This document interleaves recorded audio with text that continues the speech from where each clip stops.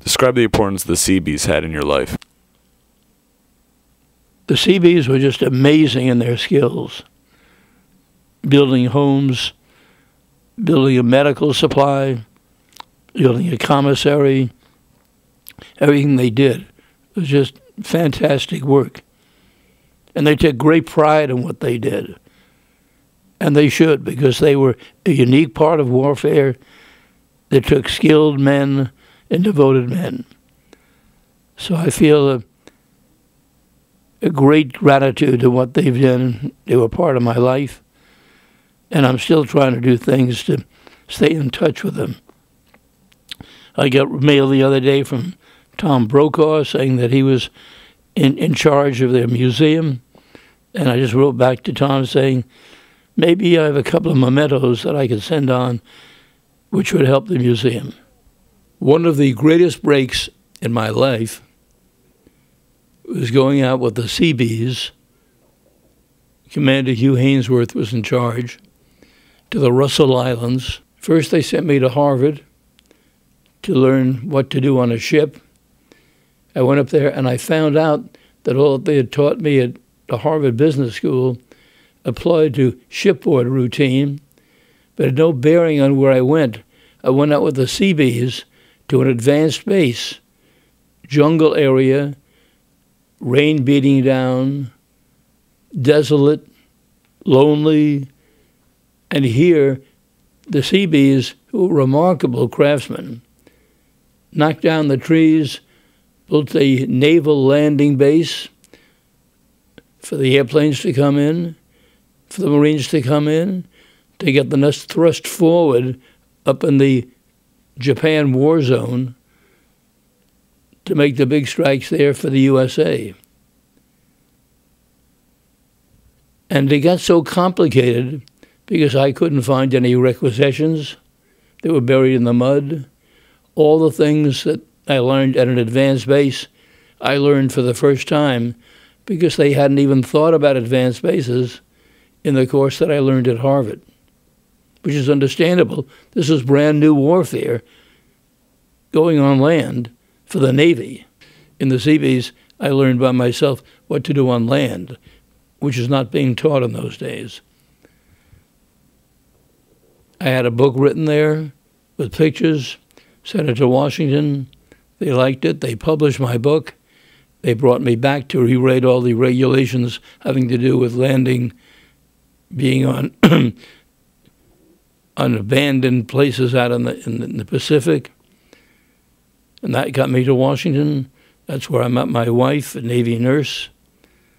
And that's where I started my career as a broadcaster. Personally, I've been able to do all the major events I've ever wanted to do. I'm the only broadcaster who has broadcast the pro major championship games, all the different big sports. I've also done all the major big events like the Rose Bowl, the Sugar Bowl, and the rest. I did all the play-by-play at Madison Square Garden for 36 years. I'm in the Baseball Hall of Fame broadcast wing, the Basketball Hall of Fame broadcast wing. I've been able to get a lot of awards, and that's fun for the kids to look at. But basically, the biggest thing that I have is my wife and my family. In my broadcasting, I think one of the reasons I've been able to keep going, I'm the Guinness World Record longest running broadcaster in world history. I think one of the reasons for that is that I applaud my colleagues, most of whom have gone out to great heights. I applaud them more than I applaud myself, because I'm very proud to be in a fraternity of people who do things so well spoken, well recorded. They're not competitors to me, they're colleagues. And I never stop calling them, writing to them to tell them how well they've done. How important do you think Vic Del Regno's film is? When Vic Del Regno asked me to play a part in his film, because South Nyack, where I live, I've been for over 30 years, was a big port where people came in before they were shipped overseas. And Vic did a magnificent job with this documentary. Even went back out to where I was in the South Pacific, the Solomon Islands. Benica was the island I was on. But Vic found in his own family the ravages of loneliness. And I was one of those who was very, very lonely to get back to my wife-to-be at that time. And it struck a chord with me that this is part of war that people don't even think about. Being away during important young years of their life when they could be working at a job, bringing up a family and so forth. It takes a lot of courage to live through that. And Vic's story was beautiful and so well done. Did you ever write letters while you were in the military? I wrote letters continually during the war. And my wife-to-be wrote me letters too.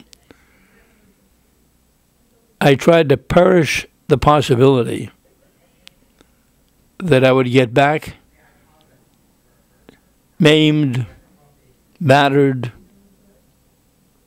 unable to get a job anymore. There was always that possibility of a bomb going off. We had a big foxhole right outside my hut. All those possibilities. It's a lonely business. And every night, when I went to bed, I sent prayers that I'd be able to get back, get married, and build a family. And I thank all those who didn't have that chance.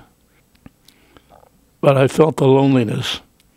And I still think how lucky I am to have come back home and be able to start the family that I now adore.